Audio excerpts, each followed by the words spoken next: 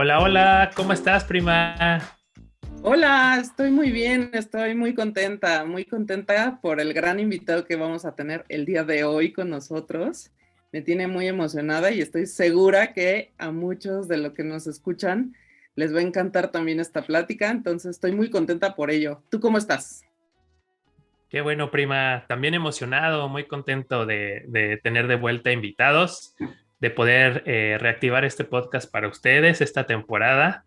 Y los invitamos a suscribirse, a compartir los clips que subimos en el Facebook, de la misma manera a suscribirse, darle like a las páginas que ponemos de nuestros invitados, porque pues no solo queda en la plática, sino la gente que hemos escogido, pues en realidad tiene una trayectoria importante, tiene proyectos a futuro, tiene cosas que resultan de inspiración y creo que vale la pena pues darles ahí seguimiento si es que les gustó el episodio.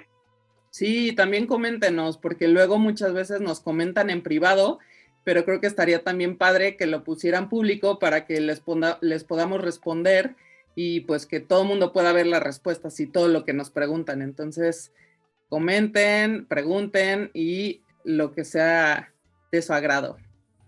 Así es, así es. Y bueno, los invitamos a seguir escuchándonos y platícanos a quién tenemos de invitado el día de hoy. Oye, pues ya te dije que estoy muy contenta. El día de hoy es una persona que, pues digamos de profesión, es diseñador gráfico, es como yo, entonces, bueno, pues ahí lo conozco de hace un tiempecito, pero resulta que es artista plástico, tiene reconocimientos nacionales e internacionales, ha tenido exposiciones individuales y colectivas tanto en México como en el extranjero, ha sido acreedor de becas, estancias artísticas y pues su trabajo ha sido publicado en medios impresos y digitales. Entonces estoy muy contenta de presentarles el día de hoy en este episodio a Gustavo Villegas. Muchísimas gracias por estar con nosotros. Muchas gracias, chicos. Gracias, Daniela, Gabriel, muchas gracias por invitarme. Me siento como muy afortunado y pues adelante, vamos a darle. A darle, padrísimo. Excelente. Sí, gracias a ti, Gustavo, por el tiempo. Valoramos mucho el tiempo, ¿no? Creo que es algo que hemos comentado que de por sí el tiempo de la gente es importante, pero creo que después de la pandemia y de varios sucesos a nivel mundial, creo que se valora mucho más. Así es que te agradecemos mucho. Al contrario, gracias, gracias, gracias. Oye, Gustavo, a ver, cuéntanos, ya te presentaba yo como diseñador gráfico, nos gustaría saber cómo fue, por qué la decisión de estudiar diseño, qué te llevó a eso y también en qué momento de tu vida aparece la pintura. Empecé desde chiquito, desde chavito me gustaba mucho dibujar y pues las clases o las tareas, me encantaba todo lo que tenía que ver con dibujo, con pintura, me gustaba hacer un poco las tareas de mi hermana cuando le dejaban alguna tarea de pintar o de hacer alguna cosa manual. Y se quedó ahí como guardado. La verdad es que no tengo eh, familiares, tíos que se dediquen a la pintura, que sean artistas, bailarines, músicos. Entonces, como que yo no lo veía como una opción, ¿no? Estudié la preparatoria, decidí meterme el área uno, que se supondría que era físico-matemático, ¿no? Me fue fatal en física, me fue fatal en matemáticas, porque una de mis opciones era ser arquitecto. En las prepas de la Ciudad de México, pues existe el área 6 que es específico para artes en general, ¿no? Ujú. En la prepa que yo estaba solo había 4 áreas y entonces, bueno, me metí al área uno. Terminando la carrera, pues terminando la prepa, decidí meterme a la carrera de diseño gráfico. Fui muy feliz desarrollando la carrera. Me parece que era también como algo muy creativo, ¿no? Que traía como ahí guardado. Ujú. Y hasta que salí de la carrera, trabajando en un despacho de diseño, poco a poco me fui involucrando. Ya había tomado clases de pintura, pero de manera muy, pues como hobby, ¿no? Como para entretenerme. Y hasta que salí de la carrera y tomé una clase con un profesor que se dedicaba a vender su obra, fue cuando me cayó el 20 de que de esto podría uno también dedicarse de tiempo completo y vivir, ¿no? Así fue más o menos, pero pues ya grande, o sea, ya pues terminando la carrera, no me acuerdo exactamente en qué fecha, pero yo renuncié al despacho de diseño en el 2006, o sea, llevo ya, pues no soy bueno para las matemáticas, pero ya llevo un buen rato dedicándome de tiempo completo al arte, ¿no? Principalmente a la pintura, pero también he tocado otras disciplinas que ya lo platicaremos más adelante. Seguro. O sea, está impresionante. Bueno, a mí me resulta, la verdad es que bien interesante esta parte de tú tenías o sea, tu carrera profesional, estabas trabajando en un despacho, ¿no? Un despacho de, pues digamos, top, ¿no? Podríamos decir, además. Entonces, siento que ha de haber sido como muy fuerte esa decisión, ¿no? O sea, el dar el paso a, pues ya me voy a dedicar al arte, creo que debe ser algo que te provoque mucho miedo, mucha incertidumbre, ¿no? Salir de la zona de confort debe ser también, pues, algo muy, muy heavy, ¿no? Sí, la verdad es que despacho me gustaba mucho, me gusta mucho el diseño, pero mientras estaba en el despacho y estaba tomando ya unas clases un poquito más formales, ¿no? Me di cuenta como de la gran diferencia de que el diseño de alguna u otra forma siempre tienes al cliente, ¿no? Siempre tienes que trabajar bajo ciertos como parámetros y sobre pues el brief de diseño que muchas veces o en algunos proyectos viene ya con la información del mercadólogo, del comunicólogo, de muchas personas y acaba siendo como una mezcla o una creación de un conjunto de personas, ¿no? Yo sentía que el diseñador gráfico estaba como en esa cadena de comunicación, incluso a veces hasta abajo, ¿no? Como que ya no tocaba desarrollar a veces como las ideas de muchos que estaban en el proceso, ¿no? Que intervinieron en el proceso. A diferencia del arte, pues empecé a tomar clases y me di cuenta que era totalmente libre y que podías hacer lo que literal quisieras sin tener que justificar absolutamente nada, ¿no? Como bien lo decías, Dani, pues trabajaba en un despacho, pues en ese momento es un despacho como con mucho reconocimiento y yo creo que cuando estuve yo era como el boom de ese despacho, ¿no? Y a mis papás, que todavía vivía con mis papás cuando decidí dedicarme de tiempo completo a la pintura, me decía mi mamá, pero ¿cómo vas a hacer eso si te va bien, si eres como líder de un equipo de trabajo, ¿no? Tus proyectos y tus clientes y tienes una lana segura. Fue difícil, sí me apaniqué, aparte soy un poco con el dinero, ¿no? Entonces mi primera opción fue hablar con los jefes. Espero que escuchen con mucho gusto esta charla. Pero bueno, había una compañera que estaba embarazada y que pidió trabajar medio tiempo, ¿no? Entonces yo dije, bueno, pues si ella, su proyecto es tener un hijo, pues mi proyecto es este nuevo que quiero construir de ser pintor, pues voy a pedir medio tiempo, ¿no? Y a mí me dijeron que no. Y entonces, pues, me dijeron, no, o sea, no te podemos dar un medio tiempo. Entonces, pues decidí dejar el despacho y pues como el borras, literal, ¿no? O sea, no tenía nada ahorrado y decidí pues generar como una estrategia que me pudiera ayudar a económicamente no preocuparme demasiado, ¿no? Esa estrategia me junté con algunos amigos y les platiqué lo que quería hacer y pues, increíble, me echaron fue como una lluvia de ideas y me dijeron, pues, haz algo o sea, trabaja en algo de lo que sabes, ¿no? Una opción era buscar trabajo en una de las universidades como diseñador gráfico, y otra opción era dar clases de pintura, ¿no? Entonces, desde el principio, desde el 2000, renuncié en el 2005, ya no me acuerdo si en el 2005 o en el 2006, pero bueno, en enero decidí empezar a dar clases. Al principio tenía un alumno, dos alumnos y algunos de mis amigos, incluso yo creo que para echarme la mano, se metían a las clases como...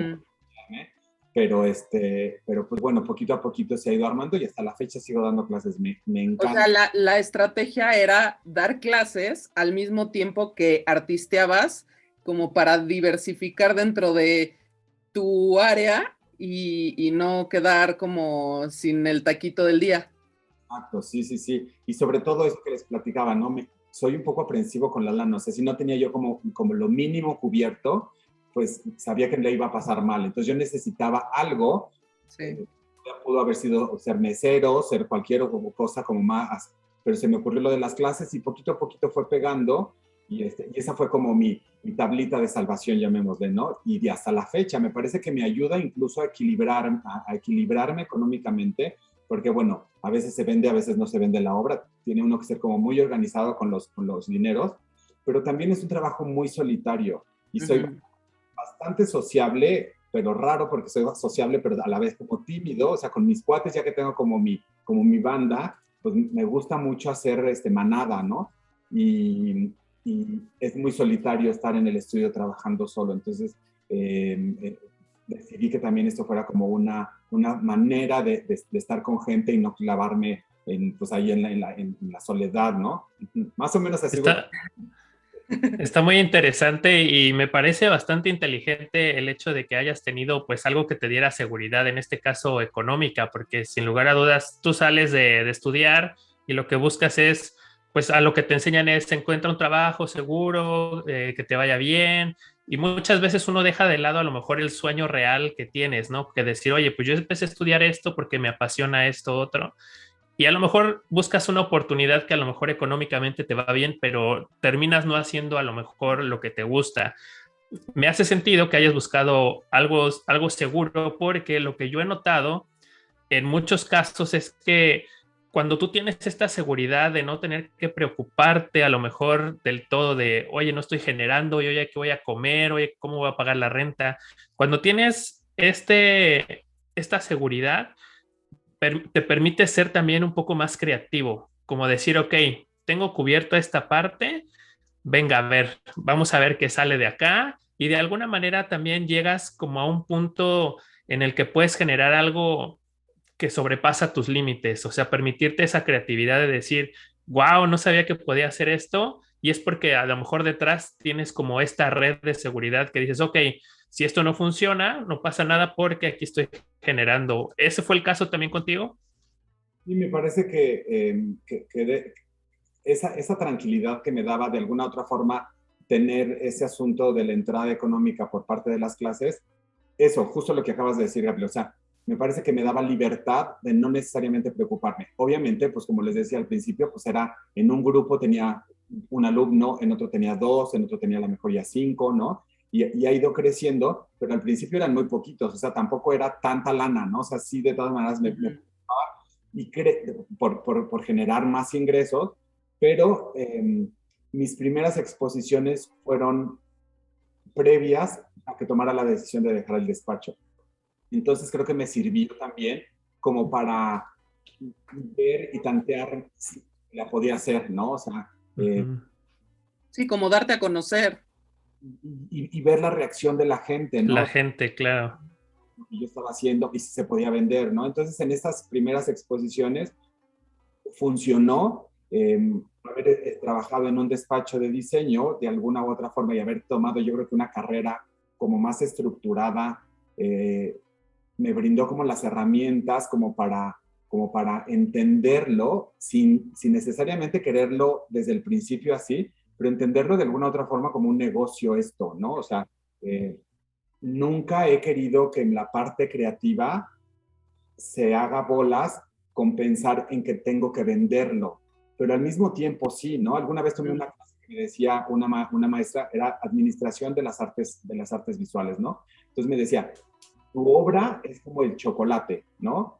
Pero la envoltura es muy importante y es lo que te ayuda a vender y a que la gente compre eso, ¿no? Entonces, supongamos que el chocolate es la parte creativa y entonces quiero que nunca el mercado haga que ese chocolate pierda su calidad o pierda la creatividad y más bien trabajar también en la envoltura. ¿A qué me refiero con la envoltura? En que esté muy bien presentado y que los marcos estén fregones, que el montaje sea muy bueno, que a lo mejor se haga como una red de gente que vaya y que inviten el evento de la exposición. O sea, hay mucho trabajo administrativo atrás de una carrera como de artista para que funcione a mí, ¿no? O sea, para que me funcione a mí. Yo muchísimos tipos de artista y seguramente aquí voy a decir muchas locuras y cosas que no le hacen clic a muchas personas. Todo lo que voy a decir aquí a mí me funciona, ¿no? Y a mí me ha funcionado y es como a lo mejor a otro artista puede ser, porque vemos como cabezas artistas, ¿no? Entonces a otro artista a lo mejor no podría encajar. Yo soy muy estructurado y esa estructura me permitió también ir construyendo como muchos lados de la carrera de ser artista, ¿no? La parte creativa, la parte de producción, pero también al mismo tiempo la parte administrativa y de saberlo llevar y de vender, ¿no? O sea, al principio era como muy frustrante, preocupante, que tenía yo una exposición, que terminaba la exposición y se venía toda la obra al estudio. Y decía yo, ¿y ahora qué hago con esto? ¿No? O sea, la capacidad de moverte y decir, pues se tiene que ir de aquí, no puede estar aquí, no puedo quedarme yo con tantas cosas. Y entonces empezar a generar los contactos de las personas que se interesaron en la exposición y luego moverme con galerías y tocar puertas y pues tratar de sacarlo y moverlo por todos lados, ¿no? Eso está increíble y me gusta mucho el ejemplo que pones del chocolate y de la envoltura, porque sí, y sabes también, siento que a veces es una línea muy delgada, que a veces pierdes a lo mejor la orientación y te enfocas más en la envoltura por querer vender. A veces, no sé si te ha pasado que cuando estás inspirado y sale algo y sale como de, pues no sé, de tu talento, del corazón, haces algo y entonces tienes que generar esta envoltura para que todavía sea más llamativo a la gente, ¿no? Pero hay veces, no sé si te ha pasado, que estás haciendo tantas cosas que de repente dices, oye, pues es que esto ya lo hice, este último lo hice no porque me gustara, sino por querer vender o por no querer romper esa línea de seguir vendiendo o por generar para, pues no sé, para patrocinar a lo mejor mis otras ideas que no sé si van a funcionar. ¿Te ha pasado eso también de que dices, oye, pues me enfoqué más ahora en la envoltura y el chocolate, pues ahí medio quedó? Obviamente no es de mala calidad porque viene de un artista como tú, pero a lo mejor pierde el sentido de cómo habías empezado. Claro. El chocolate en sí, que es como la pieza de arte, ha habido algunas piezas artísticas que funcionan muy bien en el mercado, ¿no?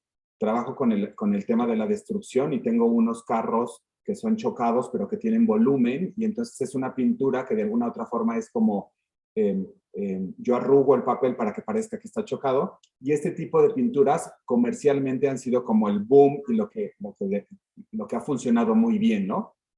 Ahora, esas pinturas, yo lo veo como que esas pinturas las sigo produciendo y las sigo haciendo y ya tengo muchos años y he hecho muchos carros, incluso me piden cierto carro, pero las sigo haciendo y lo veo como un plus porque me da oportunidad otra vez de generar otros proyectos que son totalmente creativos y que me dan la estabilidad para seguir trabajando y produciendo mis nuevas ideas. Entonces, le estoy súper agradecido a esos proyectos que comercialmente siguen funcionando y se sigue vendiendo, porque me ayudan muchísimo a trabajar con cosas nuevas, ¿no? Entonces, están estas dos líneas de artistas. Están los artistas que les gusta o que han decidido que su trabajo se vaya más como por la parte comercial y sus proyectos pueden llegar a venderse en muchísimo dinero, ¿no? Y hay otros artistas que se han ido más por la parte de legitimización de su trabajo. ¿A qué me refiero con esto? Que se dedican a vivir de alguna u otra forma, no de vender su obra, sino de aplicar a concursos, a becas que les dan dinero, a apoyos, están todo el tiempo como buscando apoyos y de eso de alguna u otra forma viven, ¿no? Yo decidí, cada artista decide como cada quien quiere y está perfecto, pero yo decidí o he tratado de hacer un equilibrio en las dos cosas y que la parte de legitimar mi trabajo le ayude a dar bases y que como el currículum me dé base y soporte para mis precios, por decir algo, ¿no? Todo el tiempo estoy luchando y dándole duro para que a ver si me gano una residencia artística en el extranjero, aplicando a concursos de pintura. Cada año aplico a la beca del Sistema Nacional de Creadores, apliqué a a jóvenes creadores cuando la tenía. Entonces, eso le va dando como soporte a los precios y entonces si gané un premio, tengo oportunidad a lo mejor de subirle un poquito más a la obra porque le da soporte y entonces trato de que vaya de manera como muy equilibrada como estos dos puntos. Así es como yo he decidido que funcione un poco pues los pequeños pasos que voy dando, ¿no? Y que me siento como como pisando en un terreno como mucho más estable y que de alguna forma la institución o los que validan a veces el sistema artístico me validen a mí cuando gano algo, cuando me dan algún reconocimiento, y entonces eso me sirve a mí como también para decir, pues es que mi trabajo cuesta esto por todo esto que hay atrás. ¿Me estoy sabiendo explicar más o menos? Sí, claro, Sí, y además, o sea, está como muy clara esta parte de, voy a repetir la palabra que usé hace rato, o sea, en cierta forma es como diversificar, ¿no? Dentro de lo que tú haces, porque te estás moviendo por 2 o 3 caminos que te van a llevar quizás a lugares un poquito distintos, pero todos son viables y de unos puedes sacar, como dices tú, la parte mucho más comercial, que sabes qué es lo que más se vende. La otra parte tal vez puede ser más experimental, en la otra parte puedes hacer tal vez cierta cosa, ¿no? Ahorita que decías, por ejemplo, lo de las residencias, las becas, ¿qué tan complicado ha sido para ti esto? O sea, ¿cómo fue al principio cuando pediste, por ejemplo, el primero y cómo es ahora? O sea, ¿crees que el sistema es un poco igual o si ha cambiado, ha mejorado, es más fácil ahora o es más difícil? ¿Cómo ha sido ese proceso para ti? Me parece que uno tiene que ser súper disciplinado y tener como el corazón de acero, ¿no? Eh, Ujú, Porque hay muchas puertas que se cierran y al principio se cierran muchísimas puertas, ¿no? Entonces aplica uno. Yo decía, pero ¿por qué no me selecciona, no? Ahora que miro hacia atrás me doy cuenta que a lo mejor mi obra no estaba, mi proyecto que estaba desarrollando o la pintura que metí al concurso no tenía la solidez o no tenía pues sí, la madurez conceptual y técnica que se necesita como para que lo seleccionen a un concurso, ¿no? O, ujú. por ejemplo, a becas de jóvenes creadores. No me la daban, no me la daban, no me la... Pero cada año que aplicaba, mi proyecto iba mejorando porque entendía un poco más cómo tenía que redactarlo, cómo tenía que estar compuesto, seleccionaba mejor las fotografías dependiendo de lo que creía que podía funcionar mejor, ¿no? Entonces, hay diferentes concursos y, por ejemplo, hoy lo que hago es, me meto, si hay un concurso, por ejemplo, de pintura, me meto a ver qué seleccionaron el año pasado y cuál es la línea de ese concurso, ¿no? A lo mejor es un concurso que es muy técnico y se va mucho como por la técnica, y a lo mejor hay otros concursos o cosas que para que me seleccionen en donde es mucho más el asunto como conceptual, y entonces ahí meto otras piezas en donde son como mucho más. Entonces uno se va haciendo como de mañas sobre Ujú. avanzando y sobre el camino, ¿no? Pero por supuesto que fue duro al principio y sigue siendo, ¿no? Cada vez somos más artistas. La verdad es que cada vez es más difícil. Alguna vez cuando estaba muy chavito a lo mejor soñaba, o hace 10, 15 años, soñaba en que a lo mejor pudiera ser famoso, ¿no? O sea, la verdad es que eso ya no existe. La idea de el artista famoso que exhibe en el MoMA, en el Pompidou, en estos super mega museos, pues cada vez es más complicado. Sí, obviamente existen estos artistas, pero somos tantos que es Sí. muy difícil poder llegar a esos niveles, ¿no? Entonces, bueno, mientras tú estés siendo como muy honesto y haciendo lo que tú quieres y estés contento, creo que yo con eso me quedo como muy satisfecho, ¿no? Oye, además, creo que claro. ahorita que dices esto, o sea, sí son muchos, pero también creo que es la tecnología, o sea, yo creo que pasa lo mismo que con los músicos, o sea, antes había como los grupos o los cantantes que pues que eran mundialmente conocidos porque pues era de quienes se hablaba y quienes salían en el radio, en el periódico y pues solamente eran como ellos, ¿no? Y de repente pues también tenemos ya un mundo completamente globalizado donde ya puedes conocer la obra de quien tú quieras y siento que es mucho lo que sucede, o sea, como que siento que ahorita que mencionabas el rollo de la fama, o sea, ahorita ya siento que está como muy cañón, por ejemplo, tener un Picasso actual, por ejemplo, porque pues ya no es como uno en 100 que destacó y que todas las miradas estaban sobre él, sino que pues ya, o sea, hay tanto talento y tantos ojos por todos lados, o sea, te ven por todos lados, que ya está muy cañón, ¿no? Ser como the one, creo que está muy difícil, ¿no? Y tú, por ejemplo, con esta formación que tienes de diseñador, ¿Crees que esto te sirvió? O sea, ¿esto sumó a tu obra y es un plus? ¿Te ha ayudado como a complementarlo? Yo soy una persona como muy optimista y trato como de verle siempre como el lado bueno a las cosas, ¿no? Entonces, yo siempre voy a estar súper agradecido de la carrera de diseño gráfico. Me parece que me aportó mucho, me dio mucha estructura, haber trabajado en el despacho de diseño y hacer esas tablas de Excel, porque teníamos que entregar cierto proyecto y de ahí irte a la tabla de Excel, a la cronotabla que le llamábamos como para organizar todo y saber qué teníamos que ir haciendo en cada semana y cómo ir avanzando.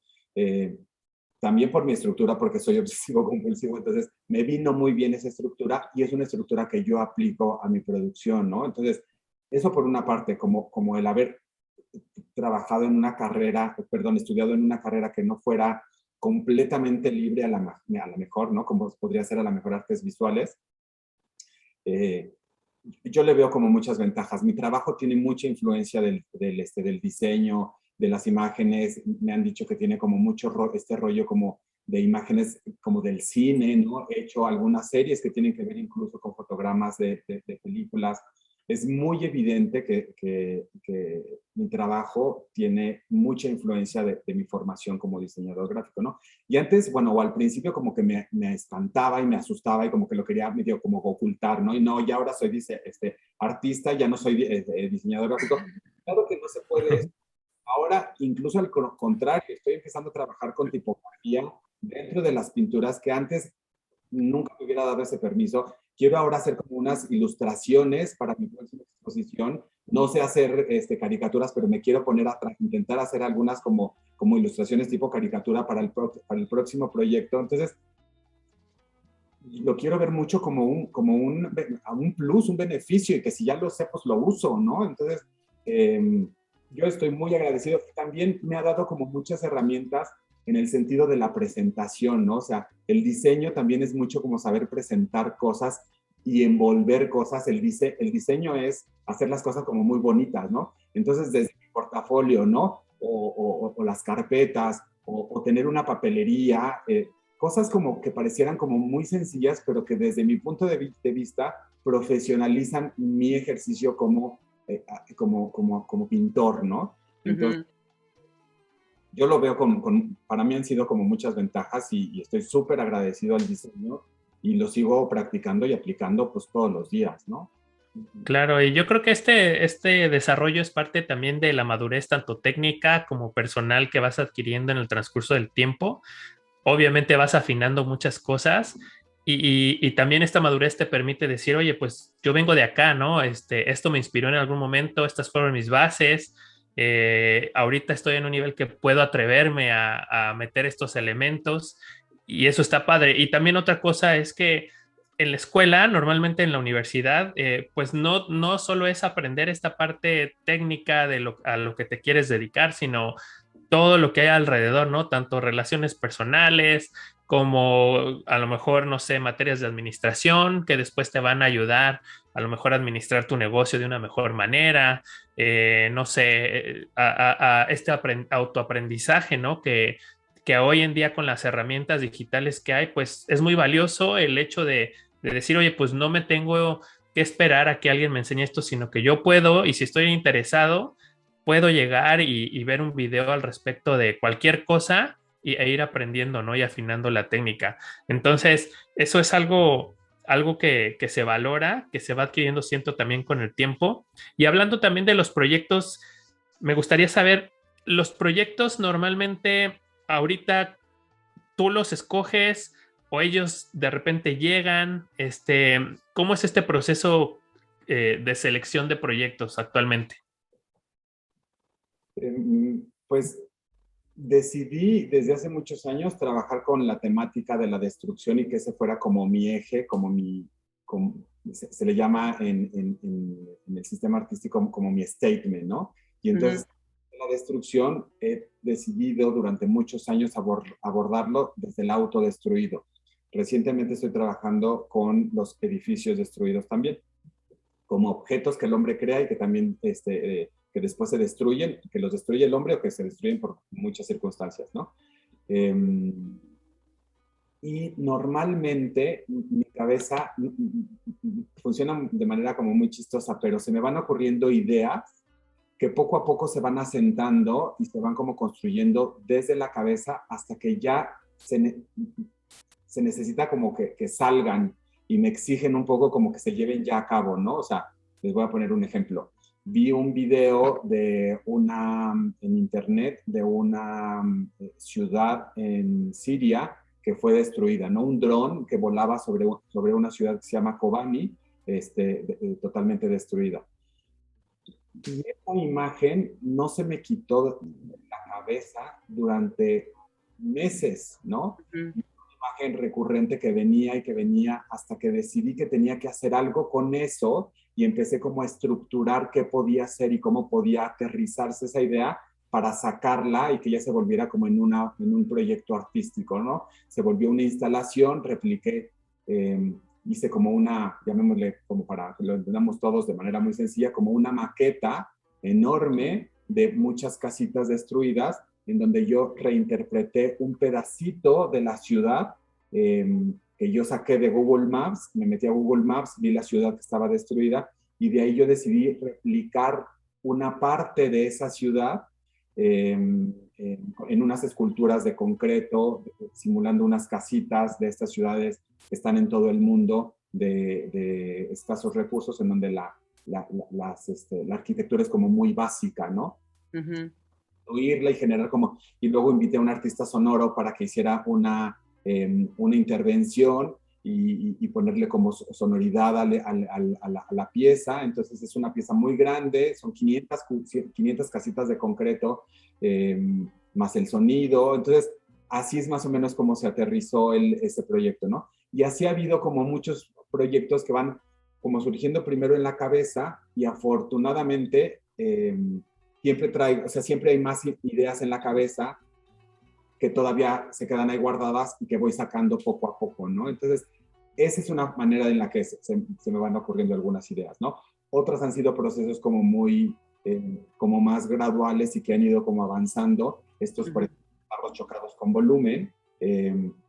Pues primero empecé en una residencia artística a trabajar los carros de los deshuesaderos. Y luego de ahí decidí que la relación que tenía el papel con una bola, el carro chocado con el papel y una bola de papel arrugado, y de ahí empezó a surgir como la idea, y primero hacía unas pinturas pequeñas de partes del carro en donde modificaba el papel, y luego decidí hacerlo ya grande, y después decidí en otro proyecto intervenir un Mini Cooper, por ejemplo, y que pareciera que está chocado, pero no está chocado, está pintado. O sea, soy muy inquieto y mi cabeza es muy inquieta, y entonces está tratando de buscar todo el tiempo cómo sale la idea y qué disciplina me está pidiendo, ¿no? O sea, por un lado es la pintura, por otro lado la instalación. Ahora quiero meterme un poco más en el arte sonoro, no necesariamente que lo haga yo, sino a lo mejor invitar a alguien o sí hacerlo yo.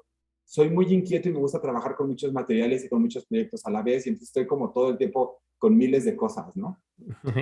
Oye, y entre esta parte inquieta y entre tu orden que tienes para llevar a cabo los proyectos, ¿llevas alguna bitácora de ideas? ¿Cómo es que anotas o que dices, oye, se me ocurrió esto? Por ponerte un ejemplo, a mí de repente me pasa mucho con la parte de los videos que yo edito o que quiero producir.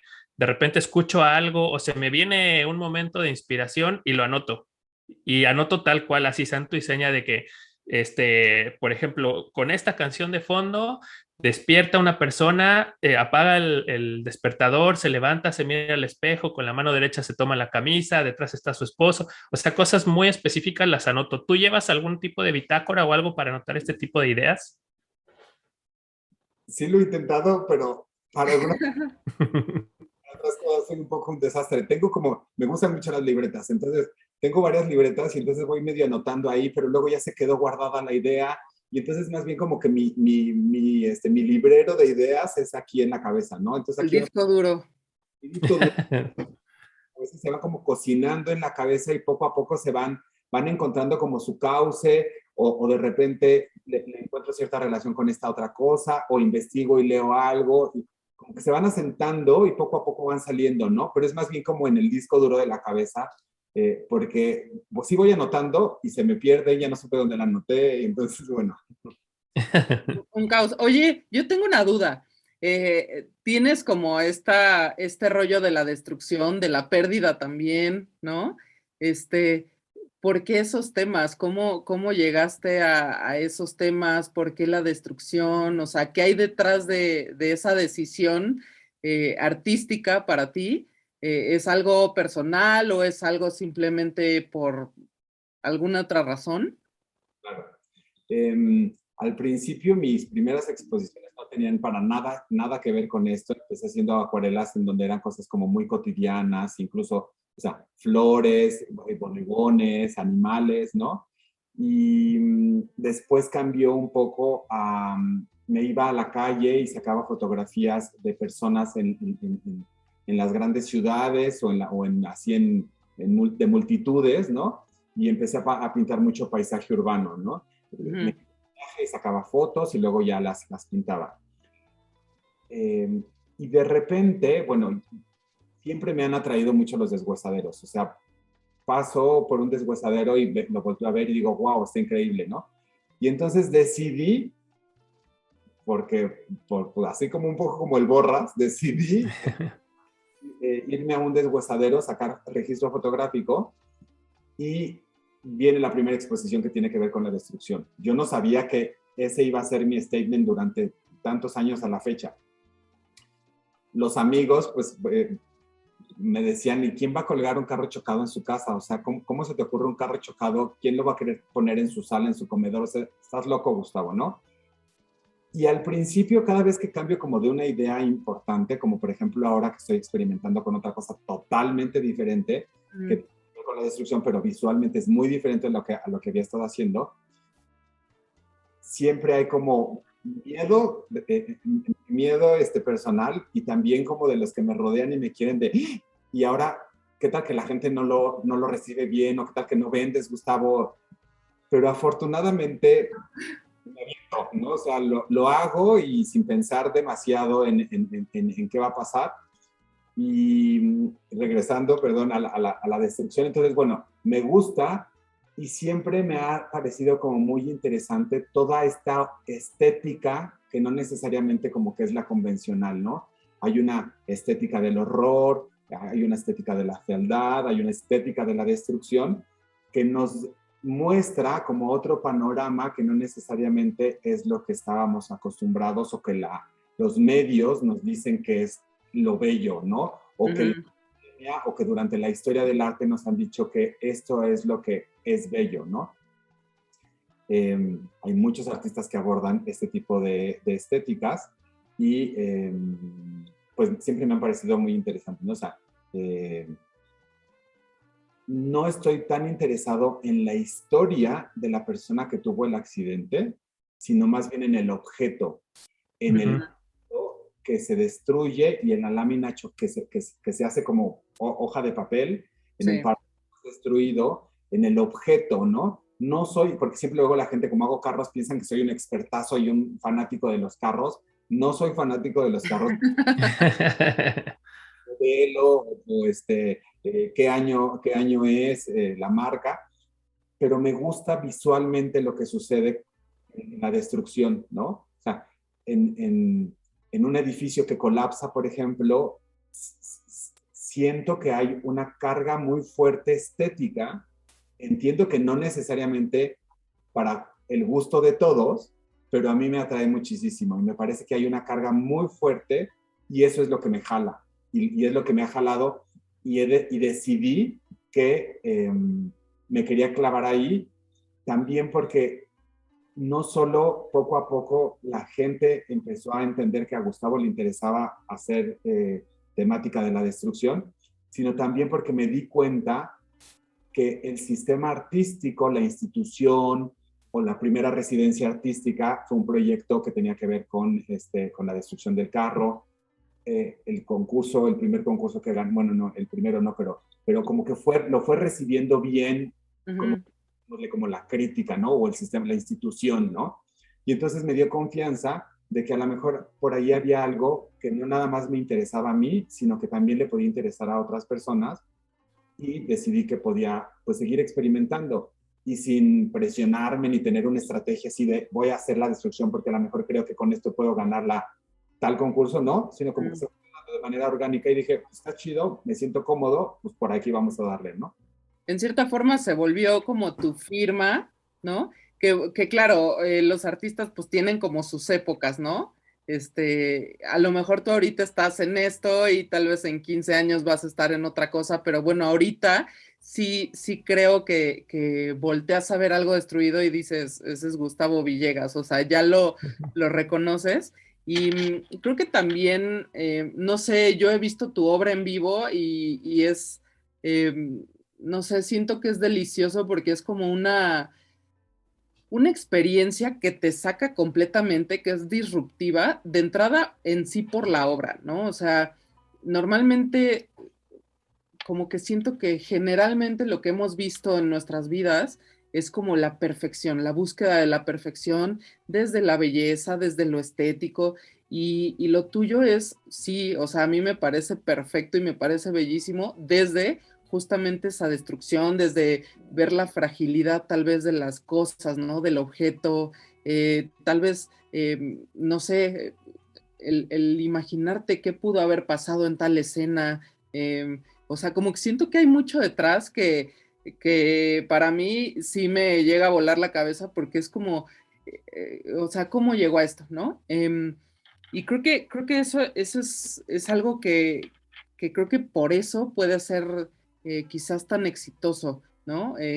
Porque te saliste completamente de la caja, saliste de lo convencional, no es para nada común ver lo que tú haces y me ha tocado ver como justo esta experimentación que tienes con los materiales, eh, eh, pues incluso, ¿no? Como unas esculturas que has llegado a hacer justamente de los coches, con alambres y estas cosas que, o sea, siento que te hace como un artista, no nada más un pintor, ¿no? O sea, eres un artista plástico y no sé, siento que está bien interesante y qué padre que has podido encontrar ese camino.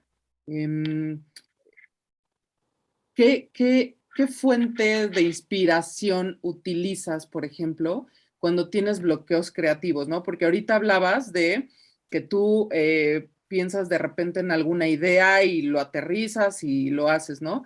Pero ¿qué pasa cuando de repente se viene alguna cuestión, algún concurso que quieres hacer algo diferente o que tienes tal vez que entregar cierta pieza o algo, simplemente quieres crear algo diferente y te bloqueas, tienes tal vez este bloqueo creativo, un burnout o algo así? ¿Qué usas como fuente de inspiración? ¿Cómo te sales de ahí para seguir creando? Porque es bien fácil como que decir, ahorita estoy metido en esto, no se me ocurre nada, te desanimas, ¿no? Pierdes quizá un poco de la motivación o no estás inspirado y siento que es bien fácil para muchas personas quizás de repente decir, ay, no sé si ya estoy en el camino correcto o desistir, ¿no? ¿Cómo le haces tú? Me voy a regresar un poquito a lo que estabas diciendo hace ratito, que me parece súper interesante, Dani. El tema de la destrucción empieza como por un gusto estético, Mm, ¿no? Hay algo ahí que es diferente, que me encanta, pero también toda la parte del contenido que mencionabas, ¿no? O sea, si le empieza uno como a rascar un poquito, hay muchísimas lecturas y es como una cebolla, ¿no? O sea, es ujú, como de la fragilidad, ¿no? Que muestra una cosa destruida, ¿no? De la impermanencia, que es uno de los conceptos que estoy abordando recientemente, ¿no? De cómo todo está cambiando, ¿no? Por ejemplo, retomando el carro, ¿no? Lo que significa un automóvil y cómo representa a la persona y incluso puede representar, se puede volver el auto como un reflejo de la persona, ¿no? ujú. O cuando manejamos, a veces vamos hacia un lugar y ni siquiera estamos pensando o disfrutando, perdón, más bien el viaje por estar El pensando, camino. ¿no? O cómo, a mí me parece que el ser humano de alguna u otra forma está como también autodestruyéndose, ¿no? Y como un carro cuando choca, pues de alguna u otra forma se está desbaratando y como un reflejo de la humanidad, las cosas destruidas también, ¿no? Cómo nos vamos desgastando, cómo nos vamos acabando. Entonces, puede tener un montón de lecturas. Uh-huh. Afortunadamente, los críticos, los historiadores, pues van encontrando como muchos canales literarios, filosóficos, que tienen que ver y que van encajando con este tema de la destrucción, la pérdida, la memoria, ¿no? O sea, hay mucho material de dónde rascarle y que me he ido dando cuenta yo también sobre la marcha, ¿no? Porque entiendo que un artista que estudia artes visuales, su cabeza la van entrenando para que piense qué es lo que va a querer hacer y cómo una idea la va a desarrollar. Yo aprendí desde otro lugar, ¿no? A desarrollar la parte creativa, pero sí creo que funcionan diferente y tienen un chavo que estudia artes plásticas, artes visuales, pues todo el conocimiento de la historia del arte y de dónde se pueden ir agarrando de ahí como para empezar a crear. Yo no tuve eso, entonces me encanta seguir aprendiendo y me encanta seguir estudiando de poco a poco y sobre la marcha para más o menos también entender y encontrar como estos hilos conductores o estas cosas parecidas que tienen que ver con mi producción y con el arte, con la historia del arte, con la filosofía, con la ética incluso, ¿no? Con teorías orientales también, ¿no? Entonces, bueno, así es como se va enriqueciendo como mi trabajo. Ahora, regresando a lo que me preguntabas, Dani, del asunto de este bloqueo creativo, ¿no? Me siento muy afortunado porque siempre hay como muchas ideas en la cabeza, ¿no? Entonces, ahorita, por ejemplo, viene una exposición en enero y ya me estoy imaginando y estoy construyendo cómo va a ser la exposición de enero. Uh-huh. Pero hay ideas acá guardadas también. Entonces, nunca he tenido un bloqueo creativo. Sí he tenido momentos como, que no sé cómo se llamarían. Arrancar un proyecto me cuesta mucho trabajo. Arrancar una pintura, el lienzo en blanco, eso me cuesta trabajo. O sea, enfrentarme a algo al inicio, los inicios me cuesta mucho trabajo. Entonces, por ejemplo, sí, estoy trabajando en la exposición, ¿no? De enero. No me quedan tantos meses, la verdad es que es muy pronto ya la tengo más o menos la idea armada, pero todavía no me he puesto a hacer estas caricaturas o estas ilustraciones que les platico, ¿me explico? Entonces, yo he estado como tratando de buscar más la parte de darle el concepto o trabajar más en cómo se va a armar la instalación, cómo van a ser muchos tubos, ¿no? Entonces, ¿cómo la voy a estructurar? Pero me ha costado sentarme ya a darle duro como a la parte ya de hacerlo. ¿Me explico? A la carnita. Hablar con la mano y hacer miles, quiero hacer muchísimos para que las ilustraciones que yo presente sean como las más fregonas y que haya practicado y bocetado muchísimo, ¿no? Cosa que hace muchísimo que no necesariamente boceto para una cosa así tan clara y tan específica, ¿no? Entonces, no me siento que me cueste trabajo o no me acuerdo de haber tenido siempre voy una idea tras otra, pero los comienzos me cuestan trabajo. O sea, arrancar, así sea una pintura chiquita, una pintura gigante o un proyecto ya como este que estoy preparando, arrancar me cuesta. Ya que arranqué, vámonos, me sigo. Pero sí, blanco me sigue imponiendo y yo creo que me va a seguir imponiendo durante mucho tiempo, ¿no? Oye, no sé. ¿y no te pasa que, o sea, cuesta trabajo el arranque, pero ya que estás, te vas como gordo en tobogán y no quieres parar ni un solo segundo? Totalmente. Se me puede pasar la hora de la comida, podría yo quedarme, tengo familia, pero entonces la familia, tengo que cumplir también con mis labores de familia. Quedarme y pintar y trabajar y aquí así, volarme, ¿no? Este asunto que le llaman, creo que flow, ¿no? No me sé perfecto la palabra, pero en donde te clavas y te olvidas del mundo, ¿no? Por supuesto, sí, que arranqué, querría seguir porque me encanta esa sensación, ¿no? Sí. Sí. Todo esto que estamos platicando me recuerda un poquito, bueno, el hecho que estamos platicando de que tu formación fue un tanto distinta y que eso ha hecho que a lo mejor sumes de alguna otra manera o que tengas este proceso creativo de que de ese punto llegar a este otro Y también el hecho de hablar de la destrucción y lo que comentaba Dani hace un momento, de que estamos acostumbrados a que todo perfecto, el cuadrado perfecto, el sol amarillo, el agua azul, todo así derechito. Pero también eso es lo que me recuerda a una frase de Alfred Hitchcock que dice, dale a la gente lo que quiere, pero no como lo espera. Y entonces es algo que dices, tienes razón, porque de alguna forma le das esa perfección que buscamos, pero no como normalmente estamos acostumbrados a recibirla, ¿no? Y eso me hace total sentido. Me acordó mucho de esta frase porque creo que va por ahí también. Sí, totalmente.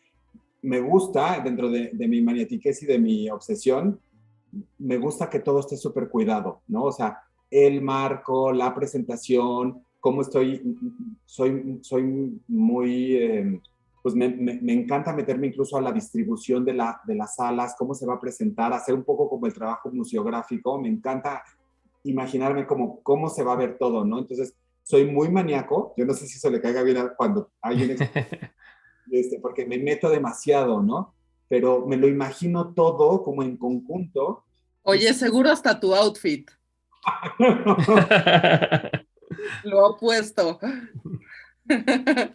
mucho todo este tipo de cosas de manera obsesiva y como dices, lo presento de una manera diferente, a lo mejor que no necesariamente es lo que estamos acostumbrados y como decía Dani, a lo mejor eso es lo que, lo que sorprende, pero atrae porque estoy presente, Claro.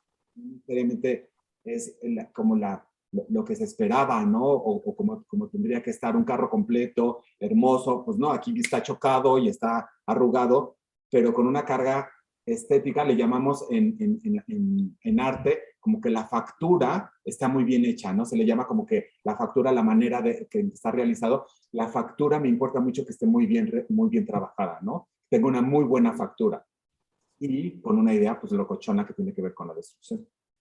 Así es. Oye, Gus, y por ejemplo, lo que yo he notado, al menos en muchos de mis proyectos, es que normalmente la gente ve el premio que ganaste o la gente ve la oportunidad a la que tuviste acceso, pero detrás de eso hay, no sé, 100 concursos a los que no entraste, que te batearon, 100 premios que obviamente no ganaste, 100 oportunidades que te cerraron la puerta en la cara. ¿Cómo lidias tú con esa parte? ¿Le llamarías fracaso o cómo tú lo haces como para poder decir, ok, porque bien podrías tomar la decisión de, chin, es que no sirvo para esto y ya 10 me dijeron que no y todos seguiditos y no es a donde yo quiero llegar? O pudieras utilizarlo a lo mejor como las artes marciales, utilizar la inercia de tu oponente como para aplicarle una llave y aventarlo. ¿Cómo lo manejas tú? Claro. Me ha costado sobre la marcha. Al principio, pues normal, un chavo hace 20 años casi que me estoy dedicando a esto, eh, pues me pegaba durísimo, ¿no? Cuando a lo mejor no me seleccionaban en algo que yo creía que mi trabajo estaba súper fregón y que por supuesto que me iban a seleccionar. Y son unos fracasos durísimos también al ego, ¿no? Porque te sientes Juan Camaney y téngale, ¿no? Y pues las cosas son como unos aprendizajes súper interesantes que vas entendiendo que las cosas pues no son necesariamente como tú quisieras y que la vida no es como tú quisieras y que las cosas no suceden y que el mundo no es como tú quisieras, ¿no?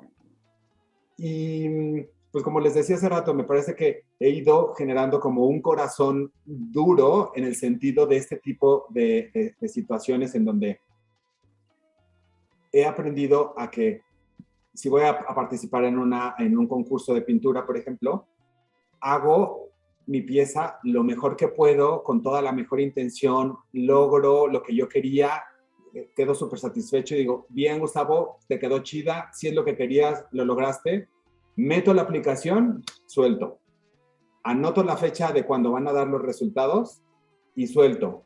Y hay muchísimos factores en todo este tipo de cosas que no tienen que ver conmigo ni con la pieza. El jurado a lo mejor no trae está trabajando en las mismas ideas, a lo mejor es el jurado es un pintor abstracto que a lo mejor pues no le va a interesar el arte figurativo o le interesan todos los temas que tengan que ver con mujeres, ¿no? O con ecología, y entonces mi trabajo no porque no esté bien a lo mejor, sino porque ese jurado no está en la misma línea que yo, ¿no? Entonces, hay muchísimos factores que intervienen para que se seleccione algo en donde no dependen ya de mí. Mi trabajo era hacerlo súper fregón, que yo estuviera súper satisfecho, que dijera, wow, sí, te quedó como querías, Gustavo, y soltar. Uh-huh. Es algo que trato de platicarle también a mis alumnos, porque sí puede ser muy rudo, ¿no? O sea, al año aplico a lo mejor a 5 residencias artísticas y ha habido años en los que no me seleccionan en ninguna y ha habido años en los que me seleccionan en una y apliqué a 2, ¿no? Entonces, son muchísimos factores que intervienen en donde no los puedo controlar yo, que ni siquiera hablan de si la obra es buena o mala, sino son factores que son externos a la obra, que no dependen de uno, que no se pueden controlar, y eso es, creo que afortunadamente, un gran aprendizaje que he tenido con los años, de tú haz tus cosas, dale duro, que te encante lo que estás haciendo, diviértete con lo que estás haciendo, y lo demás, pues ya. Y un poco también con los cambios de temática o de obra que voy sacando, ¿no? Yo estoy súper feliz con lo que estoy haciendo ahora. Uh-huh. Está moviendo muy poco, la realidad es que se está moviendo comercialmente muy poco, ¿no? Necesito que más gente lo conozca, y como sucedió con los autos, al principio pues tampoco vendía como a lo mejor estoy vendiendo ahora los autos chocados, ¿no? Y bueno, es poco a poco y entenderlo, y que las cosas se van dando solas, que mientras yo esté haciendo lo mejor y trabajando y poniendo los recursos, no me voy a sentar a esperar a que lleguen a tocar el comprador a mi puerta, ¿no? O sea, ni voy a dejar de aplicar a las convocatorias, a las residencias, a todo esto que se necesita para legitimizar mi trabajo, pero no me voy a quedar sentado, voy a hacer las cosas, pero también hay unos factores que no dependen de mí, ¿no? Entonces, pues ahí mira, más o menos voy llevando las cosas. Sí, es que, o sea, además tocas este tema, por ejemplo, del ego, que sí, o sea, es bien importante como quitarnos un poquito de eso. Sé que muchas veces es difícil, pero también, yo también le digo a mis alumnos, o sea, el chiste es no tomarnos las cosas personales, justamente por esto que mencionas. Hay 80,000 factores que pueden influir en que algo se haga o no se haga, ¿no? Y no quiere decir que tu obra no es buena, no quiere decir que tu diseño no fue bueno, no quiere decir que tus ideas no son ganadoras, sino que hay 80,000 cosas, ¿no? Entonces creo que es bien importante el trabajar esa parte, pues ya de uno mismo, de no tomarte todo personal, y no porque no te seleccionen, porque no te salió, porque no se vendió, incluso tu obra, la que tú consideras que es tu pieza máster, y de repente quizá no se vende, es por muchas otras razones y no tiene nada que ver con que sea malo o con que ya pienses desistir, ¿no? Creo que eso es algo que vale mucho la pena el permearlo hacia la gente, porque yo te sigo mucho en ese sentido, ¿no? A mí también como que al principio quizá me costaba un poquito más, ¿no? Me daba el miedo de es que me van a decir que no, o es que tal vez no lo estoy haciendo bien, soy yo, hasta que entendí como, a ver, no, o sea, una cosa soy yo y otra cosa es las decisiones de los demás que no dependen de mí, pero bueno, habemos quienes lo entendemos ya así, podemos seguir nuestra vida y no nos acongoja, ¿no? Pero bueno, creo que está padre como el llegarle a esta, pues a las personas, ¿no? Con este mensaje de que pues la vida pasa y no todo nos sale como tiene que salir, por más ganas que uno le eche o el esmero, ¿no? Y por ejemplo, hablando de este rollo de diversificar y este medio de las becas o los concursos, ¿no? Hay otra rama ahorita que está como muy, está teniendo mucho auge, que son los NFTs. ¿Has escuchado hablar de ellos? ¿Y qué opinas?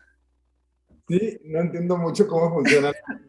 Pues conozco poco, me parece un asunto súper loco. No me he involucrado demasiado, Daniela, porque no, ni siquiera lo acabo de comprender, ¿no? Uh-huh. Entiendo que hay como forma en donde podrías generar como muchas, estos archivos. Hay una cosa que a mí me cuesta mucho trabajo de los NFTs, que entiendo, espero que más adelante no sea así, pero entiendo que guardar esos archivos o no sé si siga siendo así, pero que contaminan muchísimo. Que para guardar un archivo en este formato o para que ni siquiera entiendo por qué contaminan. He escuchado que contaminan mucho. Y entonces yo en este momento, esa es como la primera cosa que para mí yo ahorita no podría entrarle a un NFT.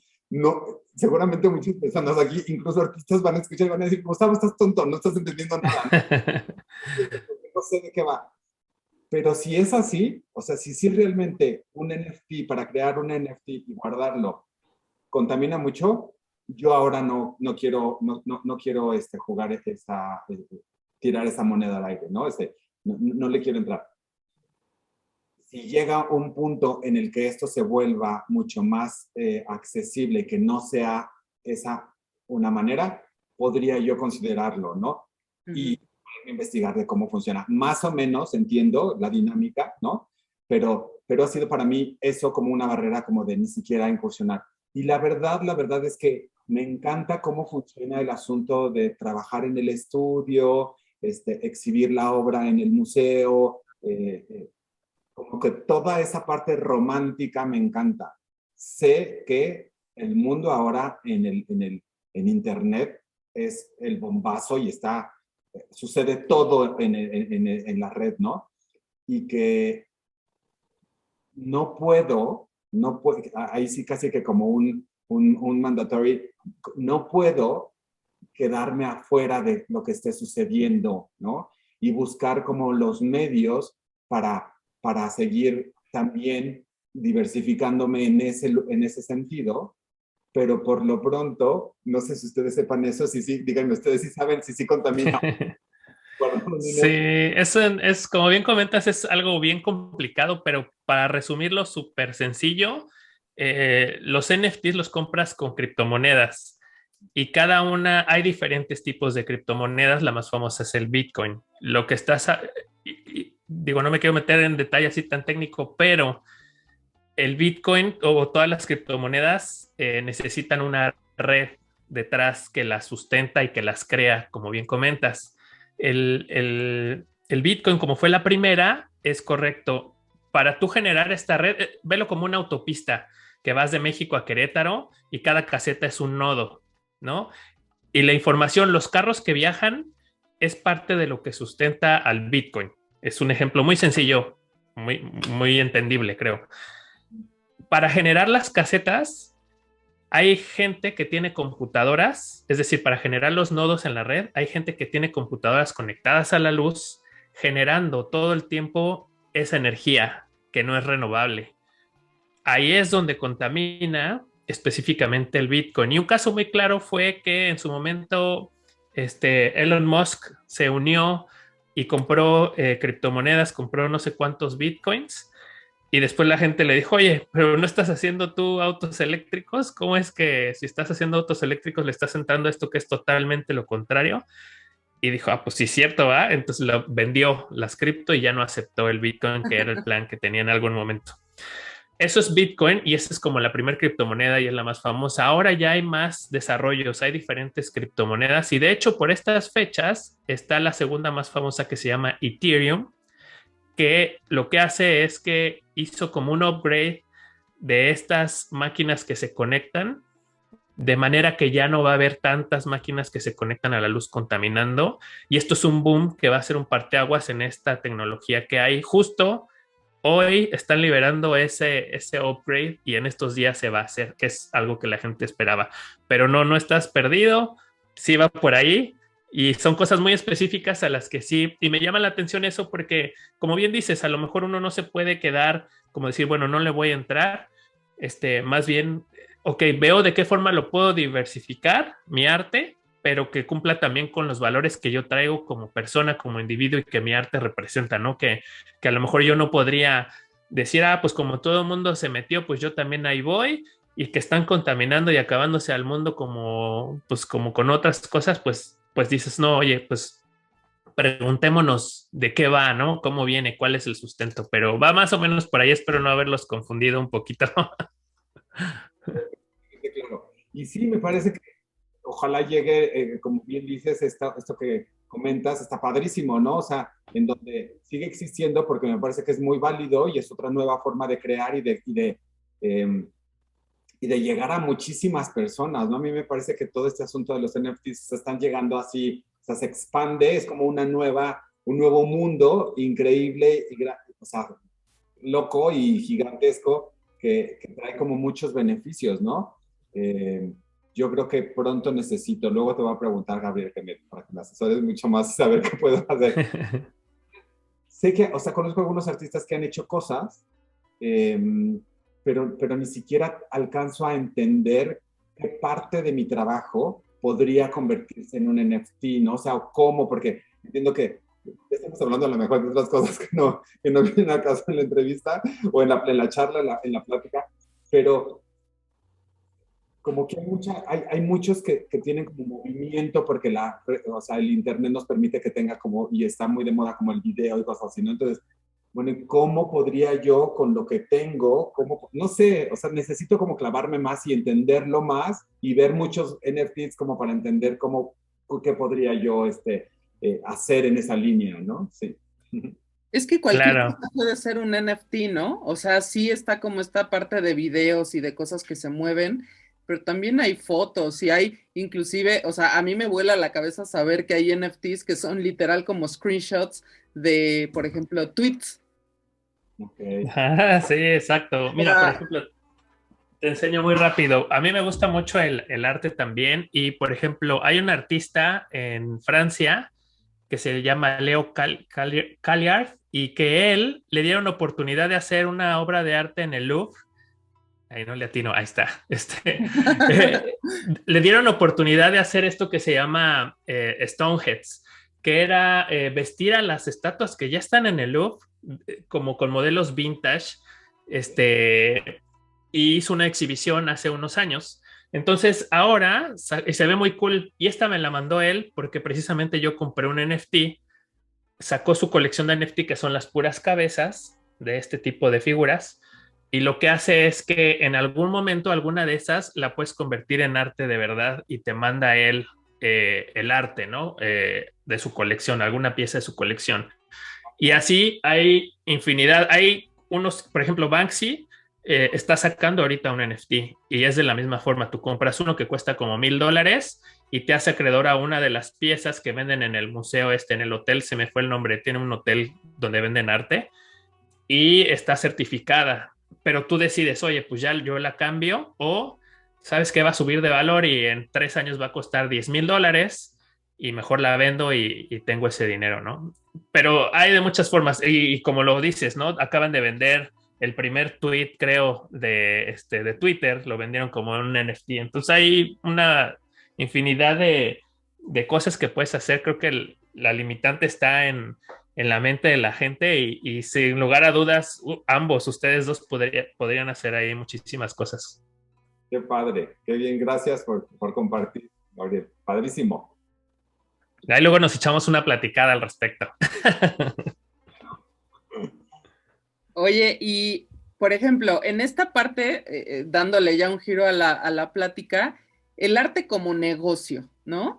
O sea, ahorita, tú al principio platicabas que nadie de tu familia se dedica a esto. Entonces, eh, seguramente escuchaste muchas comentarios, sino nada más como de la familia, en general los amigos también luego como que tienen esta concepción de que si te quieres dedicar al arte es muy complicado, el típico es que de qué vas a vivir, de qué vas a comer, ¿no? O sea, como todas estas ideas que están ya como clavadas, que aprendes en algún momento, pero realmente pues es que se puede hacer negocio de todo, ¿no? O sea, de todo lo que tú quieras, el chiste es saber hacerlo. Entonces, concretamente, ¿cómo supiste hacer negocio de esto? O sea, más allá de que traías el talento, ¿no? Y te formaste, o sea, le metiste a tu educación, ¿no?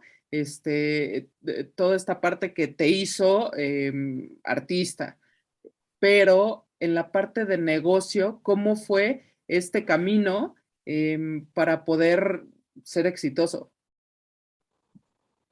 Qué difícil pregunta. No lo tengo como muy claro, Dani. No sé. No sé, porque se ha ido dando un poco como solo, como que Sí, no he tenido o sea, como que no, supongo que cuando, no sé, pensando en mis jefes en el despacho de diseño gráfico, o sea, como que tienes la idea clara de que necesitas un establecimiento, las computadoras, el personal, ir a buscar los clientes, ¿no? Entonces, supongo que se me fue dando de manera como natural porque era lo que yo había visto que funcionaba en el despacho quizá, no sé, no te sé decir, Dani. quién sabe. O sea, ¿cómo en algún momento tu primera obra, ¿no? O sea, tú debiste haberle puesto un precio y decir, bueno, este va a costar, no sé, 1,000 pesos, ¿no? O sea, ¿cómo llegaste a saber que eso costaba 1,000 pesos? Tal vez hiciste como algún scouting ahí con quizá gente que se dedicaba a lo mismo y luego, ¿qué pasa? Ok, ya lo vendí. Ah, pero resulta que quiere una factura, ¿no? Entonces, pues tengo que cobrar un IVA, cómo tiene que estar como mi rollo contable, pues claro, necesito hacer esto, necesito investigar de esto, financieramente, tú, por ejemplo, decías hace rato que eres como muy estructurado y que eres como muy así con el dinero, entonces, ok, ¿cómo saber administrar ese dinero? Porque pues en el arte, en este caso como tú lo estás haciendo, no hay un ingreso fijo, ¿no? Ok, sí estaba esta parte de tus clases y todo, que quizá pues si ya sabes que es 1, 2 o 3 alumnos, pues ya sabes cuánta lana es al mes, ¿no? Y esperas con todo tu corazón que no se te vayan al mes que entra y que sea como en cierta forma algo fijo, pero en esta parte del arte, o sea, ¿cómo administras, no? Porque yo, por ejemplo, desde que me salí de trabajar de un despacho también muy top de diseño y que yo dije, pues ya voy sola, también fue como, sí me costó trabajo esta parte de dar el giro y estar con algo que ya sabes que es seguro, a de repente sentirte que flotas porque de repente te entra un trancazo de lana y dices, perfecto, y como que en tu mente te confías que, ay, pues yo creo que así me va a ir el resto del tiempo y tómala, y no es así, ¿no? Entonces, pues ahora sí que a la mala, pues vas como aprendiendo a los trancazos de, ahora ya me quedé sin lana y ahora qué voy a hacer. Pero bueno, creo que a mí lo que me ha servido es, por ejemplo, escuchar mucho podcasts, cosas de finanzas personales o de cosas que tienen que ver con rollos como de finanzas para el negocio. Me ha servido leer también artículos, no puedo decir qué libros porque honestamente no he leído un libro que tenga que ver con esto, pero sí me gusta mucho como estar leyendo estas cosas que en cierta forma me van a servir, ¿no? Estar investigando muchísimo, tal vez herramientas o no sé, algunas cosas que siento que me pueden servir como para que mi alma descanse un poquito con esta parte de cómo tengo que ser administrado. Por ejemplo, yo sufrí muchísimo con el rollo contable, ¿no? O sea, yo era tan feliz sin pagar impuestos y sin saber nada del SAT y de repente cuando sabes que sí tienes que pagar y cómo y cuánto, o sea, de verdad tanto tengo que pagar, ¿no? O sea, como que sentía yo que me ahogaba, entonces pues, sí tuve que ahí como que buscarla de muchos lados, ¿no? En tu caso, ¿cómo fue? Eh, pues está muy loco. Yo vengo de una familia que no, o sea, mis papás con mucho esfuerzo pagaron nuestra educación, ¿no? Este, eh, yo no podía, estudié en la Universidad del Valle de México y no podía yo, mis papás no podían cubrir esa cuota de la escuela si no era con beca, ¿no?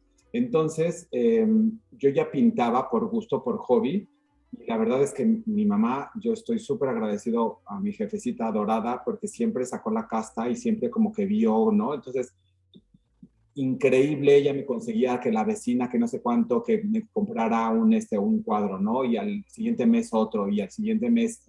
Entonces se la rifó cañón como para que yo fuera vendiendo y con eso también ayudarnos a pagar la escuela o los materiales, porque pues, bueno, tú sabes, es una carrera como muy cara en cuanto a materiales, ¿no? Era tu promotora. Sí, sí, sí, mi promotora, mi promotora. Y entonces ahí pues le ponía yo un poco el precio a las piezas, pues un poco como el borras, porque yo creía eso, porque había escuchado más o menos que en eso lo podía vender de acuerdo a los compañeritos que tomaban clase conmigo, ¿no? Ujú. Cuando ya lo hice de manera un poco más seria, pregunté cómo funcionaba un poco y hay como muchas formas, pero a mí me acomodó entender que llega un cierto momento de maduración de la obra en donde si tú pintas una cosa pequeñita, así haces una cosa gigantesca, la calidad va a ser la misma. Y entonces eso te permite de alguna otra forma medir literal por centímetro cuadrado. Esto es como un poco feo porque podría ser como de, ¿cómo? Hay gente que dice, ¿cómo vas a cobrar por centímetro cuadrado tu obra? ¿No? Pero es como una manera de encontrar un estándar o una manera de hacerlo como mucho más fácil para cuánto valen las cosas, ¿no? Yo me he ido un poco sobre esa línea con ciertos ajustes que he ido haciendo sobre la marcha, ¿no? Y también lo que le digo yo, porque es una pregunta súper, ultra, mega recurrente en todos los cursos que doy casi cada mes, cada trimestre, me dicen, ¿y cuánto cuesta mi obra? Y entonces les digo, pues investiga los chavos o los artistas emergentes que están en tu nivel, cuánto cuesta lo que están vendiendo ellos. Vete, pregunta, vete a las exposiciones, o sea, necesitas saber cuánto cuesta y también depende mucho del mercado y del nivel en el que te muevas, ¿no? Un artista que a lo mejor de bajos recursos, en donde su medio, porque al principio los artistas, a mí en mi caso, o bueno, voy a hablar por mí, empezamos vendiéndole a los amigos, a la familia, a los conocidos, ¿no? Pero llega un punto en que se agota ese mercado, pero es tu primer mercado en donde necesitas venderle al cuate, ¿no? Ujú. Entonces, no va a ser lo mismo el de escasos recursos que hizo un dibujo a una señora o un señor con recursos, con muy buen poder adquisitivo, en donde sus cuates pues, van al golf, se pueden comprar un megacarro, ¿no? Entonces, son muchos factores que intervienen para ponerle precio a la obra. O qué pasa también si ese artista el mercado le está demandando porque les gusta mucho lo que están haciendo. Entonces, la ley de la oferta y la demanda, ¿no? Entonces, por un lado, con tu currículum y como artista emergente, ¿cómo estás respecto a los demás? Por otro lado, el nivel en el que te mueves tú, ¿no? Por otro lado, la oferta y la demanda, qué tanto están pidiendo tu obra, ¿no? Entonces, más o menos con esto, ¿no? Son herramientas que te van permitiendo como tener un parámetro de precio, ¿no? Y después, la trayectoria, como les platicaba yo, para mí ha sido muy importante la trayectoria que vas teniendo y la legitimización que le he dado a mi trabajo para que soporte el valor de los precios, ¿no? Eso por y así más o menos. Y cada vez que gano algo, un premio o algo, o se sigue vendiendo los carros chocados, pues le puedo subir otro poquito porque la demanda, el mercado lo sigue pidiendo, ¿no? Entonces, incluso a lo mejor hago, en lugar de hacer 10 de estos cuadros al año, por decir un número, ya me voy a aventar 7 porque se va a volver más exclusivo, pero va a valer más, ¿no? Ujú. Son un montón de factores los que van influyendo en el asunto de los precios. Para mí, el asunto, hoy estoy en un lugar afortunado de la venta de mi obra que me da bastante estabilidad también, pero como dices, Dani, hay meses en los que no vendo nada y hay meses en los que llega un coleccionista y me dice, Gustavo, voy a invertir en ti y durante todo el año te voy dando una mensualidad para que te compre toda este grupo de obra, ¿no? O ya tengo galerías que me van ayudando a vender mi trabajo o dealers que me van ayudando a vender mi trabajo. Entonces, Afortunadamente, si no se vende por aquí, se vendió por allá, o a lo mejor uno de mis coleccionistas le hablé por teléfono y si necesito lana, oye, tengo esta y esta y esta y esta pieza. O sea, estoy tratando todo el tiempo como de moverme, ¿no? Para que entre ingreso. ¿Qué hago con el ingreso? No soy tan administrado como pareciera, a pesar de... Porque afortunadamente no tengo deudas, ¿no? Bueno, un crédito de la casa que construimos hace un tiempo es el único crédito que lo vamos pagando, pero no tengo prácticamente deudas y entonces eso me da una estabilidad que no tengo que estarme preocupando, ¿no? Entonces, las clases y lo que va entrando me dan la oportunidad incluso de reinvertir y reinvertir y reinvertir en mis proyectos. Entonces, cosas nuevas que les platicaba hace un ratito, a lo mejor que no se están vendiendo como porque es un proyecto nuevo que están haciendo, o cosas que son proyectos, sé que son proyectos más institucionales y cero comerciales, hasta que llegue el punto en que un coleccionista muy picudo diga, yo quiero ese proyecto que lo hiciste para un concurso sin pensar en que estaba, pero que es un proyecto como muy choncho, ¿no? Como el bocho de alambre que conoces, Dani, o la instalación esta que les platicaba de las casitas. Ese proyecto está guardado en unas cajas en una bodega. Yo quiero pensar que va a llegar el coleccionista que me diga, yo quiero comprarte ese proyecto. Pero todos los otros proyectos o toda la lana que va entrando, muchas veces la estoy reinvirtiendo en esos proyectos que me encanta hacer, que son súper, ultra, mega locos, pero que son mucho más institucionales o caprichosos, ¿no? Y me encanta viajar, entonces también pues voy ahorrando también para mis viajes y voy ahorrando para este otro proyecto. Entonces, no, creo que mis padres, se los agradezco mucho porque desde chiquito nos enseñaron a ahorrar los 2 o 3 pesos que teníamos y ir haciendo ahí nuestro cochinito, ¿no? Entonces, traigo como me siento que tengo una administración sana, no necesariamente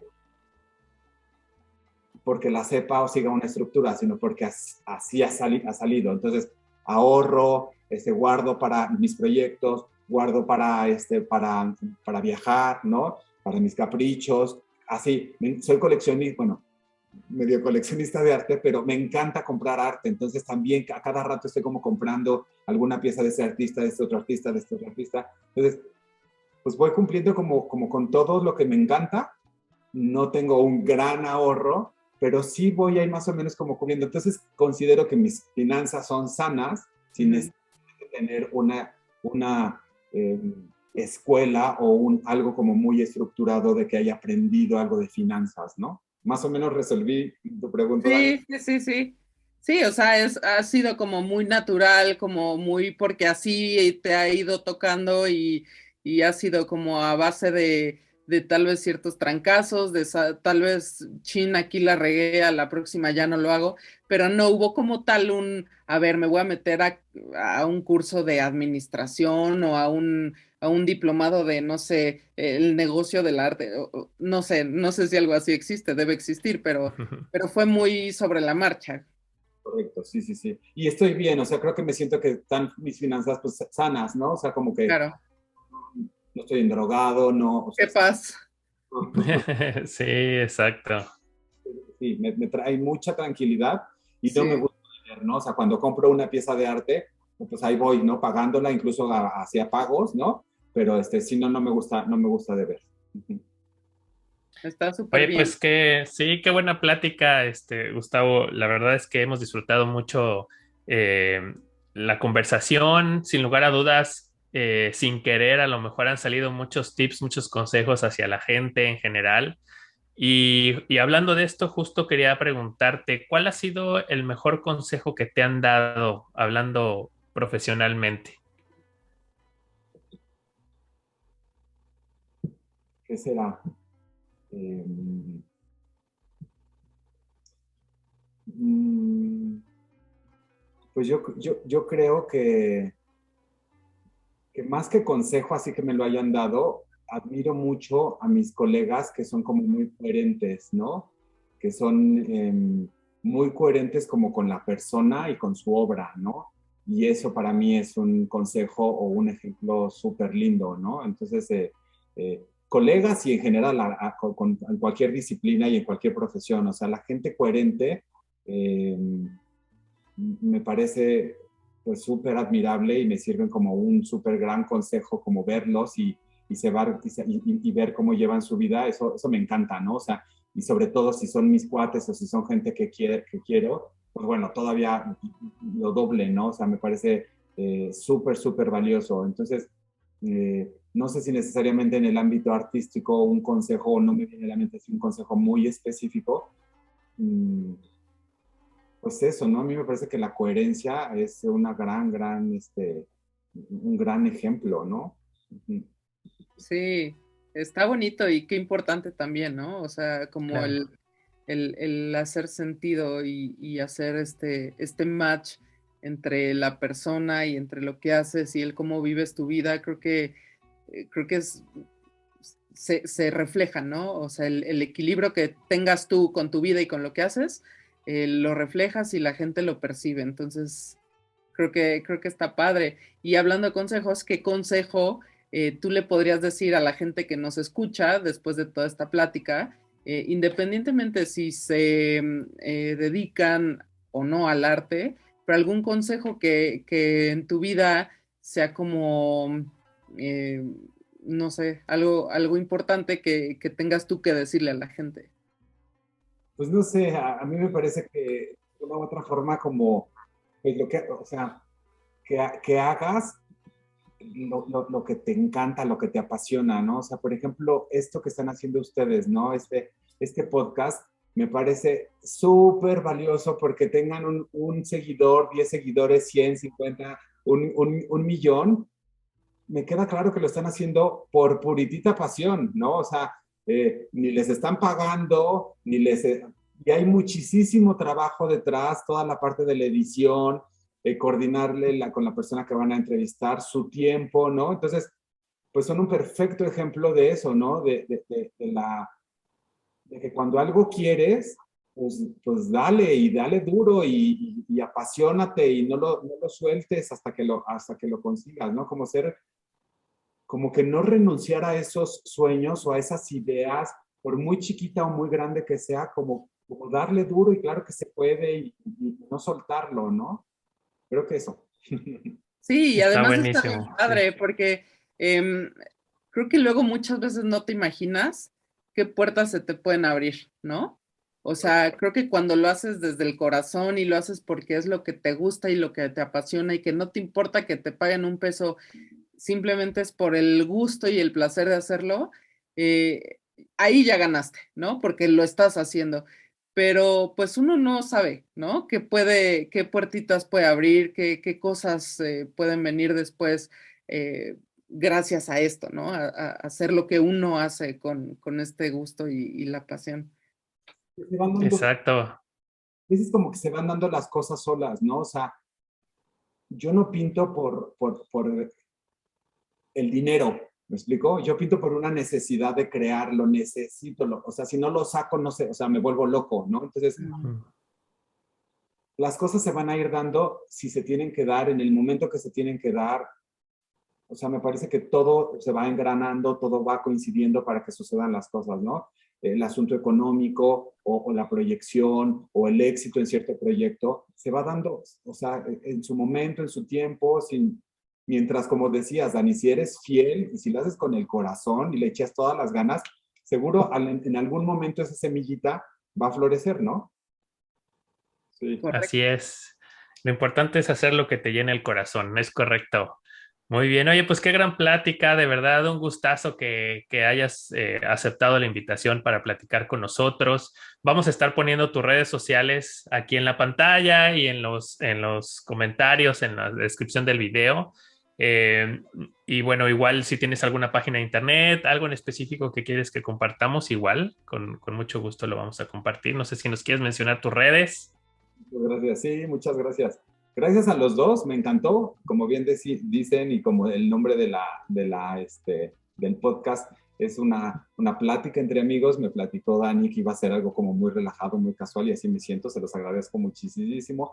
A veces este tipo de cosas pueden, cuando le pones como la etiqueta de la entrevista, como que te pones un poco, ¿no? Y no sabes así cómo va pero bueno, muchas gracias, me hicieron sentir como muy, muy confiado, se los agradezco. Mis redes sociales están pues bastante sencillas, es Gustavo Villegas.estudio, tanto para Instagram como para Facebook, y tengo una página web que es www.gustavovillegas.com. Muchas gracias. Excelente. Vayan a seguirlo, échense un vistazo, lean sobre Gustavo, además si lo googlean, hay cosas ahí sobre él, sobre sus exposiciones que ha tenido, sus obras, entonces la verdad es que vale muchísimo la pena por conocerlo, y bueno, si alguien está interesado en su obra, por supuesto, contacten. Y pues muchas gracias, Gustavo. La verdad es que qué padre plática, me voy súper inspirada, como siempre, como en cada episodio, me voy muy contenta con un aprendizaje, y muchísimas gracias por haber estado con nosotros.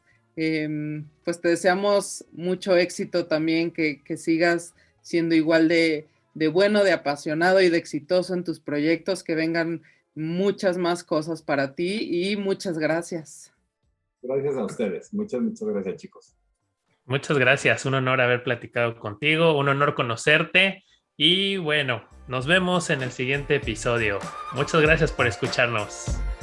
Listo. Adiós. Chao.